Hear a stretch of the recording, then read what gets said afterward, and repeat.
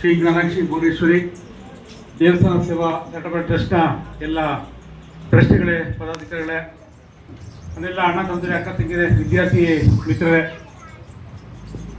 ಬಂಧುಗಳೇ, ನಾನು ಇದೇ ವೇದಿಕೆಯಲ್ಲಿ ಕಳೆದ ವರ್ಷ ಕೂಡ ಅತಿಥಿಯಾಗಿ ಬಂದಿದ್ದೆ. ಈ ಸಾರಿ 2ನೇ ಸಾರಿ ಬಂದಿದ್ದೀನಿ.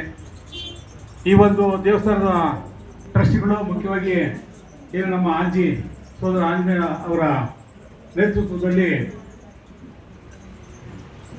ಏನೋ ಒಂದು ವಿದ್ಯಾರ್ಥಿಗಳಿಗೆ ಅವರು ಪರೀಕ್ಷೆಯಲ್ಲಿ ಹೆಚ್ಚು ಅಂಕ ಗಳಿಸಿದ್ರೆ ಅವರಿಗೆ ಪ್ರೋತ್ಸಾಹ ಕೊಡುವ ಉದ್ದೇಶದಿಂದ ಒಂದು ಪುರಸ್ಕಾರ ನೀಡುವಂಥ ಕೆಲಸವನ್ನು ಮಾಡ್ತಾ ಬಂದಿದ್ದಾರೆ. ಈ ಒಂದು ಸಂದರ್ಭದಲ್ಲಿ ನನ್ನ ಜೊತೆ ಹಿರಿಯರಾದಂಥ ಗುಂಡಪ್ಪ ಇದ್ದಾರೆ, ಮೇಸಿ ರಾಮ ಇದ್ದಾರೆ, ಸುಂದರರಾದಂಥ BSP ನರಸಿಂಹಮೂರ್ತಿ ಮತ್ತು ಇನ್ನೊಬ್ಬ ನರಸಿಂಹಮೂರ್ತಿ ಅವರು ಇದ್ದಾರೆ. ಕಂಡ್ರು ಭಾಳ ಖುಷಿ ಆಗ್ತದೆ. ಇಂಥ ಕಾರ್ಯಗಳು ಎಲ್ಲ ಬಡಾವಣೆಯಲ್ಲಿ ಹೆಚ್ಚೆಚ್ಚಾಗಿ ನಡಿಬೇಕು. ವಿಶೇಷವಾಗಿ ನಮ್ಮ ಸಮುದಾಯ ಏನು ನಾವು ಈ ತಳಬರ್ಗಕ್ಕೆ ಸೇರಿದ್ದೀವಿ, ನಮಗೆ ಒಂದು ಆಸೆ ಅಂತ ಹೇಳಿದ್ರೆ ಶಿಕ್ಷಣ. ನಾವೆಲ್ಲರೂ ಕೂಡ ನಮ್ಮ ಮಕ್ಕಳನ್ನ ಶಿಕ್ಷಣದಲ್ಲಿ ಮುಂದೆ ತರಬೇಕು. ಇವತ್ತು ಅವ್ರಿಗೆ ಹೆಚ್ಚಿನ ಗೈಡೆನ್ಸ್ ಕೊಟ್ಟು, ನಮ್ಮ ಕಾಲದಲ್ಲಿ ಅಷ್ಟೊಂದು ಅವಕಾಶ ಇರಲಿಲ್ಲ ಓದಲಿಕ್ಕೆ. ನಮಗೆ ಭಾಳ ಕಷ್ಟ ದಿನವಿದ್ದು ಸ್ಕೂಲಿಗೆ ಕಳಿಸ್ತಾ ಇರಲಿಲ್ಲ, ಯಾಕಂದ್ರೆ ದನ ಮೇಯಿಸ್ಬೇಕಾಯಿತು, ಊಟಕ್ಕೆ ಕಷ್ಟ ಅಂತ ಸಂದರ್ಭ ಇತ್ತು. ಆದರೆ ಇವತ್ತು ನಾವು ಓದಿ ಸ್ವಲ್ಪ ಬುದ್ಧಿ ಬಂದ ಮೇಲೆ ನಮ್ಮಂಥ 100 ಜನ ಲೀಡರ್ಸ್ಗಳು ಸರ್ಕಾರದಲ್ಲಿ, ವಿಶೇಷವಾಗಿ ಸಮಾಜ ಕಲ್ಯಾಣ ಇಲಾಖೆಯಲ್ಲಿ ಭಾಳಷ್ಟು ಅವಕಾಶನ ಮಾಡಿಸ್ಕೊಟ್ಟಿದ್ದೀವಿ. ನಿಮಗೆಲ್ಲ ಓದೋವರೆಗೂ ಸ್ಕಾಲರ್ಶಿಪ್ ಕೊಡುವಂಥದ್ದು, ಹೆಚ್ಚು ಮಾರ್ಕ್ಸ್ ಕೊಂಡು ಇನ್ಸೆಂಟಿವ್ಸ್ ಕೊಡುವಂಥದ್ದು. ಆಮೇಲೆ ನೀವು ಡಿಗ್ರಿ ಮಾಡಿದ ನಂತರ ಫಾರಿನ್ಗೆ ಹೋಗ್ಬೇಕಾದ್ರೆ ಪ್ರಬುದ್ಧ ಸ್ಕೀಮಲ್ಲಿ ನೀವು ಫಾರಿನ್ಗೆ ಹೋಗಿ 2 ವರ್ಷ ಏನು ಓದ್ತೀರಿ, ಅದಕ್ಕೆ ಎಲ್ಲ ಖರ್ಚನ್ನು ಅದು ಕೋಟಿಯಾದರೂ ಕೂಡ ಸಮಾಜ ಕಲ್ಯಾಣ ಇಲಾಖೆಯಿಂದ ಕೊಡುವಂಥ ಕೆಲವು ಅನುದಾನ ಮತ್ತು ಔಷಧ ನಾವೆಲ್ಲ ಮಾಡಿಸಿದ್ವಿ. ಹಾಗೆ ನೀವೇನು ಟ್ರೈನಿಂಗ್ ಹೋಗಿದ್ರೆ ಪೈಲಟ್ ಟ್ರೈನಿಂಗು ಎಲ್ಲ ಮಾಡಿಸಿದ್ವಿ. ಅದು ಮಧ್ಯದಲ್ಲಿ ಡಿಸ್ಕಂಟಿನ್ಯೂ ಆಗಿತ್ತು. ಮತ್ತೆ ಈ ವರ್ಷ ನಮ್ಮವ್ರು ಯಾರೋ ಒಬ್ಬರು ಈಗ ಆಫ್ರಿಕಾಗೆ ಒಂದು ಟ್ರೈನಿಂಗ್ ಹೋಗ್ಬೇಕಾಗಿತ್ತು, ಪೈಲಟ್ ಟ್ರೈನಿಂಗ್ಗೆ.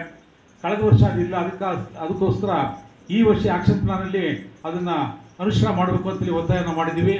ಸೊ ನೀವ್ಯಾರು ಪೈಲಟ್ ಟ್ರೈನಿಂಗ್ ತೊಗೊಂಡು ಟ್ರೈನಿಂಗ್ ಹೋಗೋಂಗಿದ್ರೆ ನೀವು ಈ ಸರಿ ಡಿಗ್ರಿ ಆಗಿರೋರು ಅವರು ಆ ಪ್ರಯತ್ನ ಮಾಡ್ಬೋದು. ಹಾಗೆ ನಮ್ಮ ಸಮುದಾಯದಲ್ಲಿ ಈಗ ಭಾಳ ಮುಖ್ಯವಾಗಿ ನಿಮಗೆ ಗೊತ್ತಿದೆ ಮೀಸಲಾತಿ ಅನ್ನೋದು. ಈ ಮೀಸಲಾತಿ ಅನ್ನೋದು 1950ರಲ್ಲಿ ನಮ್ಮ ಸಂವಿಧಾನ ಶಿಲ್ಪಿ ಅಂಬೇಡ್ಕರ್ ಅವರು ಸಂವಿಧಾನದಲ್ಲಿ ಮೀಸಲಾತಿನ ಅಳವಡಿಕೆ ಮಾಡಿದ್ರು. ಆ ಒಂದು ಮೀಸಲಾತಿ ಸಂಪೂರ್ಣವಾಗಿ ಜಾರಿಯಾಗಿರಲಿಲ್ಲ. ಸೊ ಆ ಬಗ್ಗೆ ನಾವೆಲ್ಲರೂ ಕೂಡ ಯುವಕರು ಸುಮಾರು 35 ವರ್ಷ ಹೋರಾಟ ಮಾಡ್ತಿದ್ವಿ. ಯಾಕೆಂತಂದರೆ ಆ ಮೀಸಲಾತಿ ಅನ್ನುವಂಥದ್ರಲ್ಲಿ ನಿಜವಾದಂಥ ಏನು ಅಸ್ಪೃಶ್ಯ ಸಮುದಾಯಕ್ಕೆ ಸೇರಿದಂಥ ಜನರಿಗೆ ಆ ಮೀಸಲಾತಿ ಕೊಡಬೇಕು ಅಂತೇಳಿ ಅಂಬೇಡ್ಕರ್ ಮಾಡಿದರು. ಅದು ಆ ಮಧ್ಯದಲ್ಲಿ ಬೇರೆ ರೀತಿಯ ಪರಿವರ್ತನೆ ಆಗಿ SC ಅಲ್ಲಿದ್ದರು, ಅಸ್ಪೃಶ್ಯ ಅಲ್ಲಿದ್ದರೂ ಕೂಡ ಆ ನಮ್ಮ ಪಟ್ಟಿಗೆ ಬಂದು, ಅಂದರೆ ನಮ್ಮನೆಗೆ ಬಂದು ಸೇರಿಕೊಂಡು ನಮಗೆ ಸಿಗ್ಬೇಕಂತ ಎಲ್ಲ ಸೌಲಭ್ಯಗಳು ಅವರೇ ತಿನ್ನೋಕೆ ಶುರುವಾಗಿದ್ರು. ಒಂದು ವಿಷಯ ಹೇಳೋದು ಮಾಡ್ತಿದೆ, ಯಾಕಂದರೆ ಸಂದರ್ಭ ಬಂದಿರಲಿಲ್ಲ. ಏನಂತಂದರೆ ತಮಗೆಲ್ಲ ಗೊತ್ತಿದೆ, ಅಂಬೇಡ್ಕರ್ ಹೇಳಿರುವಂಥ ಮೊದಲನೇ ತತ್ವನೇ ಶಿಕ್ಷಣ ಅಂತೇಳಿ. ನಮ್ಮ ಮಕ್ಕಳನ್ನು ಕೂಡ ಮುಖ್ಯವಾಗಿ ಶಿಕ್ಷಣ ಕೊಡಬೇಕು. ಶಿಕ್ಷಣ ಕೊಡಬೇಕಾದ್ರೆ ಈ ನಾನು 76ರಲ್ಲಿ ಕಾಲೇಜು ಗೌರ್ಮೆಂಟ್ ಸೈನ್ಸ್ ಕಾಲೇಜ್ ಸೇರಿದ್ರೆ ನಾನು 4 ರೂಪಾಯಿ ಫೀಸ್ ಕಟ್ಟಿದ್ದೆ. ಇವತ್ತು ಏನಾಗಿದೆ, ಮೊನ್ನೆ ನಮ್ಮ ಸ್ನೇಹಿತರೆಲ್ಲ ಈ ಫಸ್ಟ್ ಸ್ಟ್ಯಾಂಡರ್ಡ್ಗೆ ಅಡ್ಮಿಷನ್ಗೆ ಹೋಗಿದ್ದಾರೆ. ಇವತ್ತು ಎಲ್ಲಿ ನೋಡಿದ್ರು ಖಾಸಗಿ ಶಿಕ್ಷಣ ಸಂಸ್ಥೆಗಳು, ಪ್ರೈವೇಟ್ ಸ್ಕೂಲ್ಸೇ. 1 ಲಕ್ಷ ರೂಪಾಯಿ ಫಸ್ಟ್ ಸ್ಟ್ಯಾಂಡರ್ಡ್ಗೆ 1 ಲಕ್ಷ ರೂಪಾಯಿ ಕಟ್ಬಿಟ್ರೆ ಇನ್ನು ನೆಕ್ಸ್ಟ್ ನಾವು ಡಿಗ್ರಿ ಮಾಡಿಸೋಕೆ ಎಷ್ಟು ದುಡ್ಡು ಕಟ್ಟಬೇಕಾಗತ್ತೆ. ಆದರೆ ಇದ್ರ ವಿರುದ್ಧ ಹೋರಾಟ ಮಾಡಿ ನಾವು 94-95 ಹೋರಾಟ ಮಾಡಿ ನಾವು ಮಾಡಿದ ಹೋರಾಟದಿಂದ ಕೇಂದ್ರ ಸರ್ಕಾರ RTE ರೈಟ್ ಟು ಎಜುಕೇಶನ್ ಜಾರಿ ತಂತು. ಅದು ಹೇಳ್ತದೆ RTE ಅಂತ ಹೇಳಿದ್ರೆ 25% ಸೀಟ್ಸು ಎಕನಾಮಿಕಲ್ ವೀಕರ್ ಸೆಕ್ಷನಲ್ಲಿ SC/STಗಳು ಸೇರಿಸಿ ಇವರಿಗೆ ಉಚಿತವಾಗಿ ಕೊಡಬೇಕು ಅಂತ ಕಾನೂನು ಹೇಳ್ತಾರೆ. ಆಮೇಲೆ ಪ್ರೈವೇಟ್ ಸ್ಕೂಲ್ಸಲ್ಲಿ ಸೀಟ್ ಕೊಡ್ಬೇಕಾದ್ರೆ ಏನಂದರೆ ಅದಕ್ಕೊಂದು ಕಾನೂನು ಮಾಡಿದ್ದಾರೆ, ಯಾರು ಕೂಡ ಡೊನೇಷನ್ ತಗೋಬಾರ್ದು. ಮತ್ತೆ ವರ್ಷಕ್ಕೊಂದ್ಸಾರಿ ಸ್ಪೆಷಲ್ ಡೆವಲಪ್ಮೆಂಟ್ ಫೀಸ್ ಅಂತ 600 ರೂಪಾಯಿ ಮಾತ್ರ ತಗೋಬೇಕು. ಎಷ್ಟು? 600 ರೂಪಾಯಿ, ನಾಟ್ ಮೋರ್ ದೆನ್ 600. ಆಮೇಲೆ ಪ್ರತಿ ಸ್ಟೂಡೆಂಟ್ಗೆ 6 ಚದರಡಿ ಎಷ್ಟು ಜಾಗ ಕೊಡಬೇಕು. ಆ ಹೆಣ್ಮಕ್ಕಳಿಗೆ ಗಂಡ್ಮಕ್ಳು ಪ್ರತಿ ಪದಕ್ಕೆ ಟಾಯ್ಲೆಟ್ಸ್ ಇರಬೇಕು.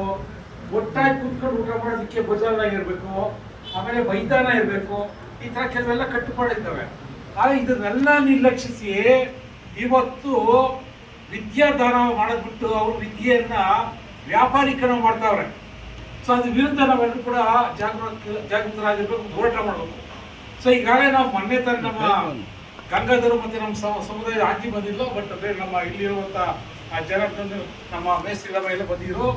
ನಾವು ಕಮಿಷನರ್ ಆಫ್ ಪಬ್ಲಿಕ್ ಇನ್ಸ್ಟ್ರಕ್ಷನು ಮತ್ತೆ ರಶ್ಮಿ ಮಹೇಶ್ ಅಂತೇಳಿ ಸೆಕ್ರೆಟರಿ ಫಾರ್ ಹೈಯರ್ ಎಜುಕೇಷನ್ನು ಅವ್ರಿಗೆಲ್ಲ ಭೇಟಿ ಮಾಡಿ ಲೆಟರ್ ಕೊಟ್ಟು ಬಂದಿದ್ವಿ. ತಕ್ಷಣ ಎಜುಕೇಷನ್ ಡಿಪಾರ್ಟ್ಮೆಂಟ್ ಡೆಪ್ಟಿ ಡೈರೆಕ್ಟರ್ಸ್ ಮತ್ತು PUs ಇವರೆಲ್ಲ ಮೀಟಿಂಗ್ ಕರೆದು, ನಮ್ಮನ್ನು ಮೀಟಿಂಗ್ ಕರೆದು ಆ ಶಾಲಾ ಏನು ಪ್ರೈವೇಟ್ ಸ್ಕೂಲ್ಸ್ ಅದರ ಆಡಳಿತ ಮಂಡಳಿಯ ಮುಖ್ಯಸ್ಥರು ಕರೆಸಬೇಕು. ಆಗ್ತಿ ಏನಿದೆ ಅದನ್ನು ಅವ್ರು ಮತ್ತೊಂದು ಸರಿ ಹೇಳಿ, ಇವ್ರು ಯಾರು ಜಾಸ್ತಿ ಡೊನೇಷನ್ ತಗೋಬೋದು ಮತ್ತೆ ಶುಲ್ಕ ಹೆಂಗೆ ತಗೋಬೇಕು ಅಂತಂದರೆ, ಈಗ ಒಂದು 500 ಜನ ಸ್ಟೂಡೆಂಟ್ಸ್ ಇದ್ದರೆ, ಈಗೆಲ್ಲ ಒಂದು 10 ಜನ ಟೀಚರ್ಸ್ ಇದೆ ಅಥವಾ 20 ಜನ ಟೀಚರ್ಸ್ ಇದ್ದಾರೆ. ಆ ಟೀಚರ್ಸ್ ಪೇಮೆಂಟು ಸ್ಯಾಲರೀಸ್ ಎಷ್ಟು ಕೊಡ್ತಾರೆ, ಖರ್ಚು ಎಷ್ಟು ಬರುತ್ತೆ ಸಿಬ್ಬಂದಿಗಳು, ಅದನ್ನ ಲೆಕ್ಕ ಹಾಕಿ ಅಷ್ಟು ಜನದ ಡಿವೈಡ್ ಮಾಡಿದಾಗ ಏನು ಬರುತ್ತೆ, ಅದು 500 ಬರುತ್ತೋ 300 ಬರುತ್ತೋ ಅದು ಫೀಸ್ ತೊಗೋಬೇಕು ಅಂತ ಕಾನೂನು. ಆದರೆ ಇವತ್ತು 5,000 ರೂಪಾಯಿ, 3,000 ರೂಪಾಯಿ, 2,000 ರೂಪಾಯಿ ಹೀಗೆ ಶಾಲಾ ಶಿಕ್ಷಣ ಪಡಿತಾವ್ರೆ. ಇದ್ರ ವಿರುದ್ಧ ನಾವು ಹೋರಾಟ ಮಾಡ್ತಾ ಇದೀವಿ. ಅದನ್ನು ದಯಮಾಡಿ ಬಂಧುಗಳೇ, ನೀವೆಲ್ಲ ಏನಿದ್ರಿ ಪೇರೆಂಟ್ಸ್ಗಳು, ಇದು ಶಿಕ್ಷಣ ಕೊಡಿಸೋದು ನಿಮ್ಮ ಒಂದು ಜವಾಬ್ದಾರಿ. ಶಿಕ್ಷಣ ಪಡೆಯೋದು ವಿದ್ಯಾರ್ಥಿಗಳ ಒಂದು ಹಕ್ಕು. ಅದಕ್ಕೋಸ್ಕರ ಈ ಒಂದು ಹಕ್ಕು ಮತ್ತು ಜವಾಬ್ದಾರಿ ಉಳಿಸ್ಕೊಳ್ಳೋದಕ್ಕೆ ನೀವೆಲ್ಲರೂ ನಮ್ಮ ಜೊತೆ ಕೈ ಜೋಡಿಸಿ, ಈಗ ಮುಂದಿನ ಒಂದು 10 ನಿಮಿಷದಲ್ಲಿ ಮಧು ಬಂಗಾರಪ್ಪ ಏನು ಮಿನಿಸ್ಟರ್ ಫಾರ್ ಸೆಕೆಂಡರಿ ಎಜುಕೇಷನ್ ಅವ್ರ ಮನೆ ಮುಂದೆ ಹೋಗಿ ಒಂದು ದಾಳಿ ಮಾಡಬೇಕು ಅಂತಿದ್ವಿ. ಅದಕ್ಕೆ ತಾವೆಲ್ಲರೂ ಕೈ ಜೋಡಿಸ್ಬೇಕು ಅಂತೇಳಿ ತಮ್ಮಲ್ಲಿ ಮನೆ ಮಾಡ್ಕೊತೀವಿ. ಜೈ ಹಿಂದ್. ಒಳ್ಳೆ ತಿನ್ನೋದಿಂತ ಇದ್ದಾರೆ, ಒಳ್ಳೆ ಓಡಿಸ್ಕೊಂಡು ಹೋಗ್ತಾನೆ ಇದ್ದಾರೆ. ಇಲ್ಲಿ ಬರ್ತಾರೆ, ಸೇವೆ ಮಾಡ್ತಾರೆ, 4 ಬಿಲ್ಡಿಂಗ್ ತಗೊಂತಾರೆ, ಬಾಡಿಗೆ ಕೊಡ್ತಾರೆ. ಎಲೆಕ್ಷನ್ ಟೈಮಲ್ಲಿ ನನಗೆ ಓಟ್ ಹಾಕ್ರಿ, ನನಗೆ ಓಟ್ ಹಾಕ್ರಿ ಅಂದರೆ ಅಂಥವ್ರಿಗೆ ಯಾಕೆ ಓಟ್ ಹಾಕಬೇಕು ಹೋಗ್ತಾರೆ ನೀವು? ಮುಂದಿನ ಭವಿಷ್ಯದ ನಿಮ್ಮ ಕೈಯಲ್ಲಿದೆ. ನೀವೆಲ್ಲ ಓದಿ ತಂದೆ ತಾಯಿಗಳಿಗೆ ಹೆಸರು ತಗೊಂಡ್ಬಂದು ನೀವು ಡಿಗ್ರಿ ಮಾಡಿ ಈ ಅವಾರ್ಡನ್ನು ಕೊಡ್ತಾ ಇದ್ದಾರೆ. ಬಹಳ ಖುಷಿ, ಒಳ್ಳೆ ಕಾರ್ಯಕ್ರಮ ಅಂತ ಹೇಳಕ್ಕೆ ಇಷ್ಟಪಡ್ತೀನಿ. ಸದಾ ಭುವನೇಶ್ವರಿ ದೇವಸ್ಥಾನದವರು ಈ ರೀತಿ ಒಳ್ಳೆ ಕಾರ್ಯಕ್ರಮಗಳನ್ನ ಮಾಡ್ಕೊಂಡು ಬರ್ತಾನೆ ಇದ್ದಾರೆ. ಅದು ಆಧ್ಯಾತ್ಮಿಕ ಆಗಲಿ, ಈ ಥರ ಎಜುಕೇಷನ್ ಆಗಲಿ, ಸ್ಪೋರ್ಟ್ಸ್ ಆಗಲಿ ಎಲ್ಲದಕ್ಕೂ ಎಂಕರೇಜ್ಮೆಂಟ್ ಮಾಡ್ಕೊಂಡು ಬರ್ತಾರೆ. ಅವ್ರಿಗೆ ಇನ್ನೂ ಆ ಭುವನೇಶ್ವರಿ ತಾಯಿ ಇನ್ನೂ ಈ ರೀತಿ ಕಾರ್ಯಕ್ರಮ ಮಾಡಲಿಕ್ಕೆ ಹೆಚ್ಚಿನ ರೀತಿಯ ಶಕ್ತಿ ಕೊಡಲಿ, ವರ್ಷ ಇನ್ನು ಈ ರೀತಿ ಕಾರ್ಯಕ್ರಮಗಳು ದೊಡ್ಡ ಮಟ್ಟದಲ್ಲಿ ಮಾಡಲಿ ಅಂತ ಹೇಳಕ್ಕೆ ಇಷ್ಟಪಡ್ತೀನಿ. ನಮ್ಮ ಗುಂಡಪ್ಪಣ್ಣವರು ಒಂದು ಮನಸ್ಸಲ್ಲಿ ಇದ್ದಿದ್ದು ಹೇಳಿದ್ರು, ಪಾಪ ಎಲ್ಲ KS ಆದರೂ ಹೋದ್ರು, IAS ಆದರೂ ಹೋದ್ರು, ಎಲ್ಲ ಹೋದ್ರು ಅಂತ ಹೋಗ್ತವ್ರೆ. ನಿಜ ಅದು. ಅಲ್ಲಿ ಅವ್ರ ಮಕ್ಕಳನ್ನ ಚೆನ್ನಾಗಿ ಓದಿಸ್ಬೇಕಂತ ಹೋಗ್ತಾ ಇದ್ದಾರೆ. ಇಲ್ಲಿರೋ ಮಕ್ಕಳು ತುಂಬ ಚೆನ್ನಾಗಿ ಹೋಗ್ತಾ ಇದ್ದಾರೆ. ನನ್ನ ಮಗಳೇ ಇದ್ದಾಳೆ ಶರಣ್ಮೇಘ ಅಂತ, ಮೆಡಿಕಲ್ ಇಂಜಿನಿಯರಿಂಗ್ ಮಾಡಿದ್ಲು. ಮೆಡಿಕಲ್ ಮಾಡ್ತೀರಮ್ಮ ಅಂದರೆ ನಾನು ಮೆಡಿಕಲ್ ಮಾಡಲ್ಲ ಅಂತ ಹೇಳಿದ್ರು. ಎರಡಕ್ಕೂ ಅದಕ್ಕೂ ಬಂದಿತ್ತು. ನಾನು ಇಂಜಿನಿಯರಿಂಗ್ ಇಂಟ್ರೆಸ್ಟ್ ಅಂತ ಇಂಜಿನಿಯರಿಂಗ್ ಮಾಡಿದ್ದು. ಬಾಷ್ ಕಂಪ್ನಿಯಲ್ಲಿ ಮೆರಿಟಲ್ಲಿ ಇವತ್ತು ಮ್ಯಾನೇಜರ್ ಆಗಿದ್ದಾಳೆ ನನ್ನ ಮಗಳು. ಎಲ್ಲಿದ್ದಾಳೆ ಅವಳು? ಸ್ವಾಮಿಗಡಲ್ಲೇ ಇದ್ದಾಳೆ ಅಲ್ವಾ? ಬೇರೆ ಕಡೆ ಹೋಗಿ ಅವಶ್ಯಕತೆ ಇಲ್ಲ. ನಮ್ಮೇರನ್ನು ಬೆಳೆಯೋರು ತುಂಬ ಜನ ಇದ್ದಾರೆ. ಈಗ ಅಹಮದಾಬಾದ್ಗೆ ಹೋಗ್ತಾಳೆ, ಗುಜರಾತ್ಗೆ ಹೋಗ್ತಾಳೆ, ಪುಣೆಗೆ ಹೋಗ್ತಾಳೆ. ಅಲ್ಲಿ ಹೋಗ್ಬಿಟ್ಟು ಎಲ್ಲರಿಗೂ ಟೀಚಿಂಗ್ ಮಾಡಿ, ಲೆಕ್ಚರಿಂಗ್ ಮಾಡಿ, ಅವ್ರಿಗೆಲ್ಲ ಸಾಫ್ಟ್ವೇರ್ ಅವ್ರಿಗೆಲ್ಲರಿಗೂ ಪಾಠ ಹೇಳಿ ಬರ್ತಾಳೆ ನನ್ನ ಮಗಳು. ದೊಡ್ಡವಳು, 2ನೇ ಮಗಳು BCom ಕಂಪ್ಲೀಟ್ ಮಾಡಿ ಈಗ MBAಗೆ ಹೋಗ್ತಾ ಇದ್ದಾಳೆ. 3ನೇ ಮಗಳು IC ಇಂಟರ್ನ್ಯಾಷನಲ್ ಸಿಲೆಬಸ್ಸಲ್ಲಿ 84% ತಗೊಂಡಿದ್ದಾಳೆ. ಇಲ್ಲಿದ್ದು ಮಕ್ಕಳು ಹೋಗ್ತಾ ಇಲ್ವಾ? ಓದ್ತಾರೆ. ನೀವು ಕೂಡ ಅಷ್ಟೇ. ನಾವು ಹೊರಗಡೆ ಹೋಗೋ ಅವಶ್ಯಕತೆ ಏನಿಲ್ಲ. ನಮ್ಮ ಬಡಾವಣೆ ತುಂಬಾ ಚೆನ್ನಾಗಿದೆ. ಇಲ್ಲಿಂದ ಎಲ್ಲರೂ ಓದೋರು IAS ಆಗಿದ್ದಾರೆ, KS ಆಗಿದ್ದಾರೆ, ಮೇಯರ್ಗಳಾಗಿದ್ದಾರೆ, MLAಗಳಾಗಿದ್ದಾರೆ, ಸ್ಪೋರ್ಟ್ಸ್ ಮ್ಯಾನ್ಗಳಾಗಿದ್ದಾರೆ. ಎಲ್ಲ ರೀತಿಯಲ್ಲಿ ಸವಲತ್ತು ಇಲ್ಲಿದ್ದು ಪಡೆದಿದ್ದಾರೆ. ಈಗ ಅಫಿಷಿಯಲ್ ಆಗಿರೋನ ಸ್ವಲ್ಪ ಸೇಫ್ ಆಗೋಣ ಅಂತ ಎಲ್ಲ ಸೇಫ್ ಆಗಕ್ಕೆ ಆ ಕಡೆ ಹೋದರೆ ಇಲ್ಲೇನಾಗಬೇಕು ಅಲ್ವಾ? ಇಲ್ಲಿದ್ದು ಸಾಯೋವರೆಗೂ 24/7 ಇಲ್ಲಿರ್ತೀವಿ. ನಾನಂತೂ ಮಾತು ಯಾರನ್ನ ಹೋಗ್ಲಿ, CR ಬ್ರದರ್ ಇಲ್ಲೇ ಇರ್ತಾನೆ, ಇಲ್ಲೇ ಇರ್ತೀವಿ. ಮತ್ತೆ ಫೈನಲ್ ಆಗಿ ಅಣ್ಣ ಏನೋ ತಪ್ಪಾಗಿ ಮಾತಾಡಿದ್ರೆ ದಯವಿಟ್ಟು ಇವಾಗ ಚೆನ್ನಾಗಿ ಮಕ್ಕಳು ತುಂಬ ಚೆನ್ನಾಗಿ ಓದ್ತಾ ಇದ್ದಾರೆ. ಅವರೆಲ್ಲರಿಗೂ ಕೂಡ ಒಳ್ಳೇದಾಗಲಿ. ಅಮ್ಮ ಚೆನ್ನಾಗಿ ಓದ್ರಿ ಎಲ್ಲರೂ ಅಂತ ಹೇಳಿ. ಆಮೇಲೆ 95% SSLCಯಲ್ಲಿ ಯಾರನ್ನ 95% ಬಂದಿದ್ರೆ ನನ್ನ ಕೈಗೆ ಅವರು ಒಂದು ಮಾರ್ಕ್ಸ್ ಕಾರ್ಡ್ ಕೊಡಿ. ನಾನು 2 ವೀಲರು ಮತ್ತು ಒಂದು ಲ್ಯಾಪ್ಟಾಪ್ ನಮ್ಮ ಕಡೆಯಿಂದ, ನಮ್ಮ BTech ಕಡೆಯಿಂದ ನಾನು ಮಾಡಿಸ್ಕೊಡೋ ಜವಾಬ್ದಾರಿ ನಮ್ಮದು ಅಂತ ಹೇಳಕ್ಕೆ. ಎಷ್ಟು ಜನನ ಆಗಲಿ, 10 ಜನ ಆಗಲಿ, 20 ಜನ ಆಗಲಿ, 95% ಯಾರು ತೊಗೊಂಡಿದ್ದಾರೆ ಅವ್ರ ಕೈ ನನ್ನ ಕೈಗೆ ನನ್ನ ಆಫೀಸ್ ಸಂಗಮ್ ಸರ್ಕಲ್ ಇದೆ, ಅಲ್ಲಿ ಬಂದು ಒಂದು ಜೆರಾಕ್ಸ್ ಕೊಡಿ, ನಾನು ಅವ್ರಿಗೆ ವೆಹಿಕಲ್ 2 ವೀಲರ್ ಇಸ್ಕೊಡೋ ಜವಾಬ್ದಾರಿ ನಂದಲ್ಲ. ಅದು ನಮ್ಮ ಕ್ಷೇತ್ರದವ್ರಾಗಿರ್ಬೇಕು, ನಮ್ಮ ಚಾಮರಾಜಪೇಟೆ ಕ್ಷೇತ್ರ, ನಮ್ಮ ರಾಯಪುರಂ ವಾರ್ಡ್ ಅವರು ಆಗಿರ್ಬೇಕು. ಅವರು ತಂದು ಕೊಟ್ಟಾಗ ನಮಗೆ ಈಸ್ಕೊಡೋ ಜವಾಬ್ದಾರಿ ನಂದಮ್ಮ. ಈ ಮಾತು ಹೇಳ್ತಾ ನಾನು ಒಂದೆರಡು ಮಾತುಗಳನ್ನ ಮುಗಿಸ್ತೀನಿ. ಯಾಕಂದ್ರೆ ಮನಸ್ಸು ಬೇಜಾರಾಗಿದ್ರೆ ಬೇಜಾರು ಮಾಡ್ಕೋಬೇಡಿ. ಜೈ ಹಿಂದ್, ಜೈ ಕರ್ನಾಟಕ ಮಾತೆ. ಅದಕ್ಕೆ ಕ್ಷಮೆ ಕೋರ್ತಿದ್ದಾರೆ. KS ಅಧಿಕಾರಿಗಳು ನಮ್ಮ ಬಡಾವಣೆಯಲ್ಲಿ ಇಬ್ಬರಿದ್ದಾರೆ. ಒಂದು ಚಿರಂಜೀವಿ ಸರ್ ಆಗಿರ್ಬೋದು, ಮುಖ್ಯಮಂತ್ರಿಗಳ ವಿಶೇಷ ಕಾರ್ಯದರ್ಶಿಗಳು. ಅದೇ ರೀತಿ ಹೆಣ್ಣು ಮಕ್ಕಳಲ್ಲಿ ಶ್ಯಾಮಲಾ ಎಸ್ ನರಸಿಂಹಮೂರ್ತಿರವರು ನಮ್ಮ ಬಡಾವಣೆಯ ಹೆಣ್ಣುಮಗಳು. ಬಡ ಕುಟುಂಬದಿಂದ ಬಂದಿರೋಂಥ ಹೆಣ್ಣುಮಗಳು. ಅವ್ರ ತಾಯಿ ತರಕಾರಿ ವ್ಯಾಪಾರ ಮಾಡೋರು. ಒಂದು ಚಿಕ್ಕ ಪುಟ್ಟ ಅಂಗಡಿಯಲ್ಲಿ ಮೋರಿ ಪಕ್ಕದಲ್ಲಿ. ತಂದೆ ರಿಟೈರ್ಡ್ ರೈಲ್ವೆ ಕೆಲಸ ಮಾಡ್ತಿದ್ರು. ಸೊ ಇವರಿಗೆ 4 ಜನ ಹೆಣ್ಣುಮಕ್ಕಳು, ಸುಬ್ರಾಯುಡು ಹಾಗೂ ಗಂಗಮ್ಮರವರಿಗೆ. ಏನಕ್ಕೆ ಈ ಥರ ಸುಬ್ರಾಯುಡು ಗಂಗಮ್ಮ ಅಂತೇಳಿ ನೆನೆಸ್ಕೊಂಡು ಹೇಳ್ತಾ ಇದೀವಿ ಅಂದರೆ, ಪೋಷಕ ಪಾತ್ರ ಎಷ್ಟು ಮುಖ್ಯ ಅನ್ನೋದಕ್ಕೆ. ಆ ದಿನ ಕನ್ನಡ ಮೀಡಿಯಮಲ್ಲಿ ಓದಿ ಡಿಗ್ರಿ ಮಾಡಿಕೊಂಡು BA ಪದವಿ ಪಡ್ಕೊಂಡು B.Ed ಮಾಡಿಕೊಂಡು ಒಂದು ಟೀಚರ್ ಪೋಸ್ಟ್ಗೆ ಅಂತ ಹೋಗಿ ಅದು ಅಲ್ಲ ನಂದಂತೇಳಿ ಬಿಟ್ಟು ಮತ್ತೆ ಓದಿ PWD ಪೋಸ್ಟ್ ಹೊಡೆದು ಕಂಡಕ್ಟರ್ ಪೋಸ್ಟ್ ಮಾಡಿಕೊಂಡು ಕಂಡಕ್ಟರ್ ಜಾಬ್ ಮಾಡಿಬಿಟ್ಟು 3 ಮಂತ್ಸ್ ಅದು ನಂದಲ್ಲ ಅಂತೇಳಿ PWD ಪೋಸ್ಟನ್ನು ಪಡ್ಕೊಂಡ್ರು. ಪಂಚಾಯತ್ ವೆಲ್ಫೇರ್ ಡೆವಲಪ್ಮೆಂಟ್ ಅಂತೇಳಿ, ಅದರಲ್ಲೂ ಕೂಡ ಅದು ನಂದಲ್ಲ ಅಂತೇಳಿ ಇದಕ್ಕಿಂತ ಮೇಲೆ ಹೋಗ್ಬೇಕಂತೇಳಿ FDA ಮಾಡಿದ್ರು. FDAಯಲ್ಲಿ 5 ವರ್ಷಗಳ ಕಾಲ ರಾಜ್ಯ ಸರ್ಕಾರದ FDA ಕೆಲಸ ಮಾಡಿದ್ದಾರೆ.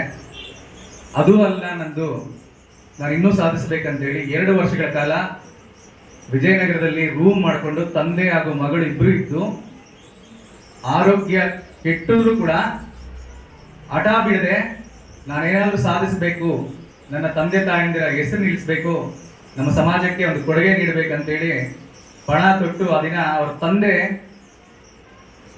ಮಗಳನ್ನ ಶ್ಯಾಮಲಾ ಮೇಡಮ್ ಅವ್ರನ್ನ ಎತ್ಕೊಂಡು ಹೋಗಿ ಎಕ್ಸಾಮ್ ಬರ್ಸಕ್ ಹೋಗ್ತಾರೆ. ನಾವೆಲ್ಲ ಕಾರಣಗಳು ಕೊಡ್ತೀವಿ.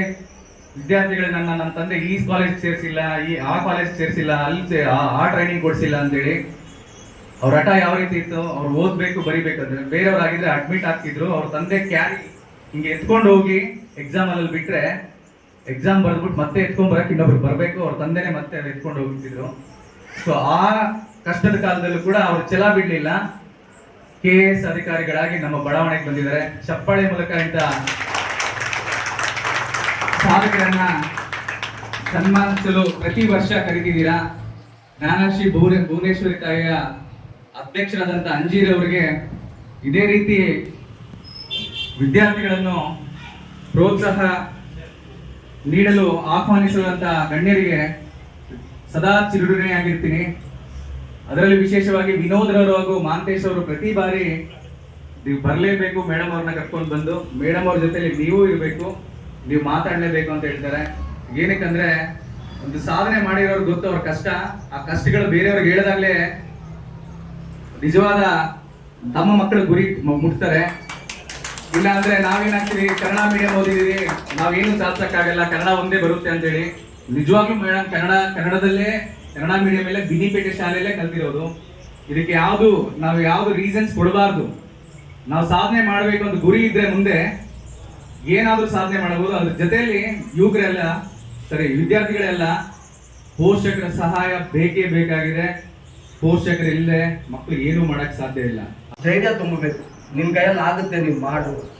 ನೋಡಿ ಇವಾಗ ಆ ಹುಡುಗಿ ಒಂದೆರಡು ತಿಂಗಳಲ್ಲಿ ಬಹುಶಃ ಅವಳಿಗೆ ಪರ್ಮಿಷನ್ ಸಿಗ್ಬೋದು ಅವಳು ಬೇರೆ ಕಡೆ ಹೋಗೋದಕ್ಕೆ. ಸೊ ಈ ತರ ಅವಕಾಶಗಳು ಬಂದಾಗ ಡೆಫಿನೆಟ್ ಆಗಿ ಬರುತ್ತೆ. ನೀವು ಫಾರಿನ್ ಸ್ಟಡೀಸ್ಗೆ ಹೋಗೋದಕ್ಕೆ ನಿಮ್ಗೆಲ್ಲ ಅವಕಾಶ ಇದೆ. ಒಳ್ಳೆ ವಿದ್ಯಾವಂತರಾಗಿ, ಒಳ್ಳೆ ಬುದ್ಧಿವಂತರಾಗಿ. ಇದ್ರ ಜೊತೆಗೆ ನಮ್ಮ ಸಮಾಜದಲ್ಲಿ ಈಗ ಹಿರಿಯರು ಹೇಳ್ತಾ ಇದ್ರು, ಎಲ್ಲರೂ ಓದ್ತಾರೆ, ಹೋಗಿ ಎಲ್ಲೆಲ್ಲ ಸೆಟ್ಲ್ ಆಗ್ತಾರೆ. ಎಲ್ಲೇ ಸೆಟ್ಲ್ ಆದ್ರೂ ನೀವು ನಮ್ಮ ಜನಾಂಗಕ್ಕೋಸ್ಕರ ನೀವು ದುಡಿಬೇಕು. ಹೆಂಗೆ? Time, talent, pressure. ನಿಮ್ಮ ಹತ್ರ ಟೈಮ್ ಕೊಡಕ್ಕಾಗಿಲ್ವಾ, ದುಡ್ಡು ಕೊಡಿ. ನಿಮ್ಮ ಹತ್ರ ದುಡ್ಡಿಲ್ವಾ, ಟ್ಯಾಲೆಂಟ್ ಇದೆಯಾ, ಈ ತರದ್ದು ಒಂದು ಕಾರ್ಯಕ್ರಮ ಮಾಡಿ. ಅಲ್ಲಿ ಏನ್ ಬೇಕೋ ಆರ್ಗನೈಸ್ ಮಾಡಿ. ನಿಮ್ಗೆ ವಿದ್ಯೆ ಗೊತ್ತಾ, ಅದನ್ನ ಮಕ್ಕಳಿಗೆ ಹಂಚಿ. ನಿಮ್ಗೆ ಏನಾದ್ರು ಕಲೆ ಗೊತ್ತಿದೆಯಾ, ಅದನ್ನ ಶೇರ್ ಮಾಡಿ. ಅದಕ್ಕೆ 3 ಸೂತ್ರ ನಮ್ಗೆ: ಎಜುಕೇಟ್, ಅಜಿಟೇಟ್, ಆರ್ಗನೈಸ್. ಶಿಕ್ಷಣ, ಸಂಘಟನೆ, ಹೋರಾಟ. Time, talent, treasure. Baba Saheb Ambedkar ಹೇಳಿದ್ರು, first you must become the educated. ಅದ ನಂತರ ನೀವು you must become the ruling class. ನೀವು ಈ ದೇಶವನ್ನ ಆಳುವ ವರ್ಗ ಆಗಬೇಕು. ಆಳೋದಂದ್ರೆ ಬರೀ ರಾಜಕೀಯದಲ್ಲಿ ಆಳೋದಲ್ಲ. ಎಜುಕೇಶನ್ ಅಲ್ಲೂ ನಾವೇ ನಂಬರ್ 1 ಇರಬೇಕು. ಅಡ್ಮಿನಿಸ್ಟ್ರೇಷನ್ ಅಲ್ಲಿ ನಾವೇ ನಂಬರ್ 1 ಇರಬೇಕು. ಮತ್ತೆ ನಾವು ಎಲ್ಲೋದ್ರು ಯಾವುದೇ ಬಿಸ್ನೆಸ್ ಕೈ ಹಾಕಿದ್ರು ನಾವು ನಂಬರ್ 1 ಆಗ್ಬೇಕು.